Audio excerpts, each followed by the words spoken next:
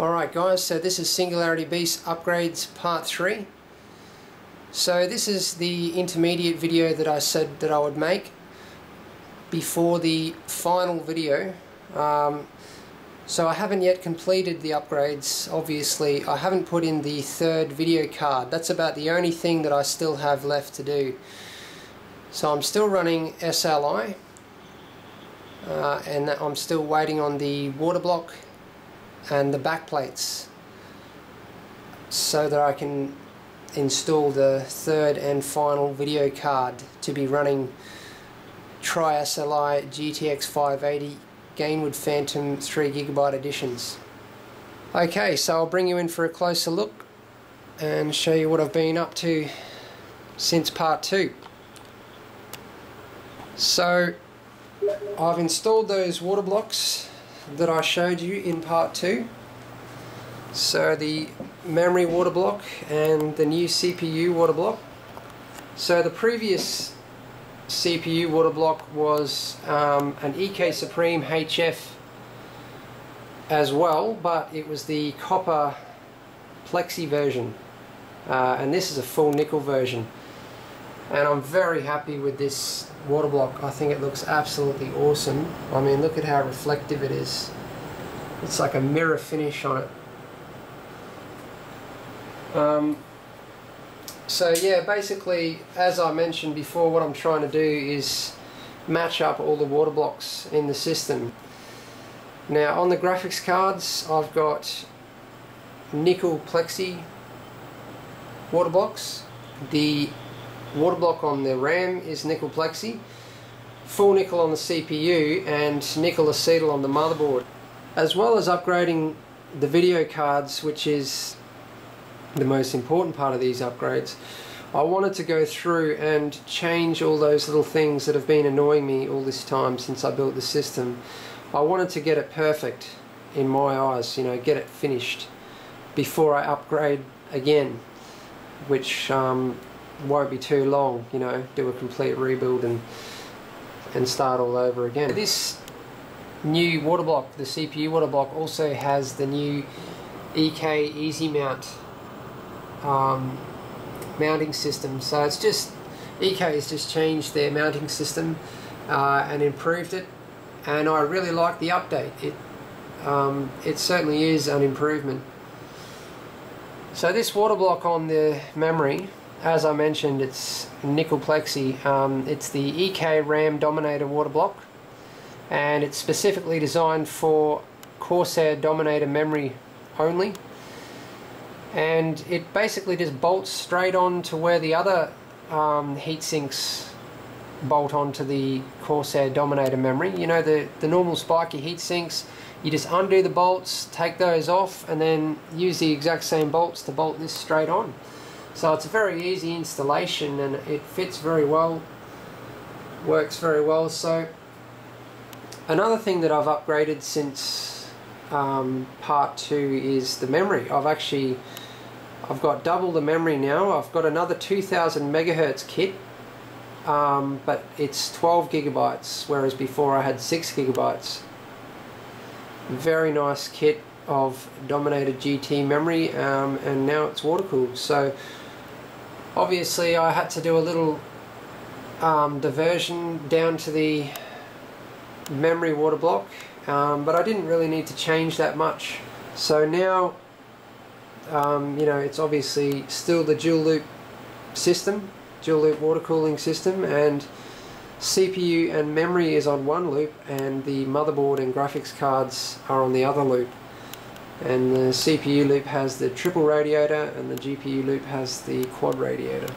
I've obviously had to add some extra fittings, Bits Power black sparkle fittings, just like I've used right throughout the entire build. Yeah, I've replaced this reservoir. It's exactly the same reservoir as before. I just replaced it because there was actually a tiny little crack in the old one. You know, probably not going to leak for years, but I'm very fussy, so I replaced it anyway as a precaution. And I also changed out my filter. Yeah, because I'm fussy, and I am also upgrading the quick disconnects to these new model quick disconnects from Coolants. They're the VL4N series. So you buy them in two parts, male and female. You have to buy the male and female parts separately. Now, I love these quick disconnects. There's a few people out there against Coolants, but seriously, these things are amazing. The old ones used to spill like 2 to 5 mils of fluid, but the new ones, they actually spill like nothing, or just a drop. It's amazing. You pull these things apart and you don't spill a single bit of fluid. They're just awesome. And if you have a look through the middle of them, they don't restrict any flow whatsoever. There's no bumps on the inside of them. It's just smooth straight through at the exact same inner diameter of the tubing, which is 13 millimeters, half an inch. No flow restriction. These things are absolutely perfect for a high performance water cooling loop, and they are just so handy. I mean, you saw in part 2 when I had all the graphics cards pulled out what this system looks like, you know, with the graphics cards out, and it's just a matter of quickly undoing these quick disconnects, and you know, I don't even have to drain either of the water cooling loops at all. So they just make it very easy, and they don't take away any performance, and they look great too. So you can see the new model and the older model there next to each other, and I'm going to be replacing all of the quick disconnects with these newer ones, these bigger ones here. So I still haven't put the LEDs in behind the graphics cards, so I'm going to do that once I put the third video card in. So yeah, I've changed the lighting a little bit. I've hidden a new LED strip down there behind the reservoir, and that's just because I had a bit too much light pollution. At the moment I have the UV cold cathodes disconnected because I'm just figuring out what I'm going to do with the cold cathode. I'm very happy with all the LED strips. I've also got 2 LEDs in the RAM water block, as you already would have seen. Yeah, that's all very nice, but you know, it causes too much light pollution to get the UV effect that I want out of the cold cathodes, and even without that light pollution, the cold cathodes aren't bright enough to cause a good enough UV effect. So that's why I'm you know, having a bit of a think about how I'm gonna, because what I want is either, you know, I want to have 2 lighting options that you can switch on and off. So the full-on bright lights like this, or UV lights that make the whole thing look glow in the dark. So I want to be able to switch between the 2. Yeah, so I'm just figuring out how I'm going to go about getting that effect. I've replaced this fan here with a bit more of a higher powered NMX fan. So I'm really looking forward to getting the backplates on the video cards. I think it's going to look amazing combined with the CPU water block, having that matched up mirror finish. You know, a lot of silver in the build. All the fittings, you know, are silver, black sparkle. The Bits Power mod kits on the pumps are shining silver. Now I wasn't even going to show you this because I'm actually not happy with the way it looks.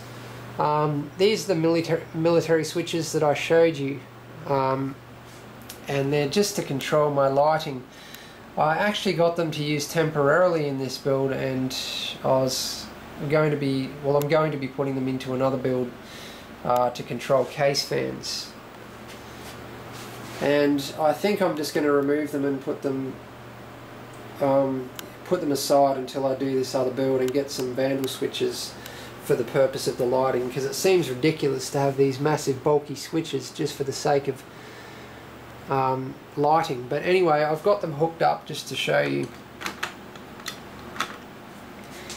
But yeah, these will be replaced with Vandal switches in part 4. Okay, so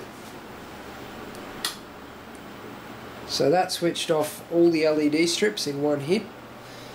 and at the moment I've just got the LEDs hooked up to the other switch, and I think what I'll have in the end, obviously I'll be installing blue LEDs behind all the graphics cards, so I'll have those blue LEDs and these red LEDs in the RAM water block, as well as the cold cathodes hooked up to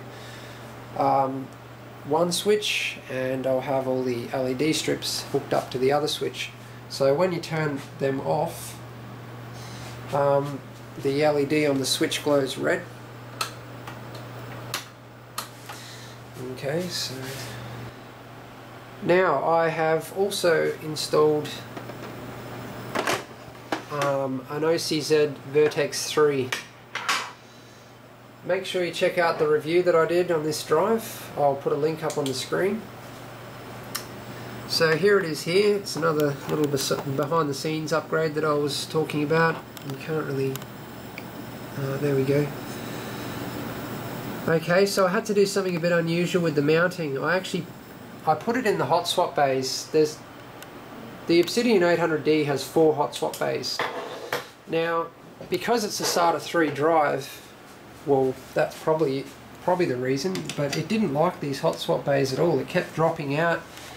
You know, the system was crashing. So I'll just pull this bottom one out because I don't actually have anything installed in there, but this is where I had the Vertex 3 installed. So didn't like it, had to move it down here and use the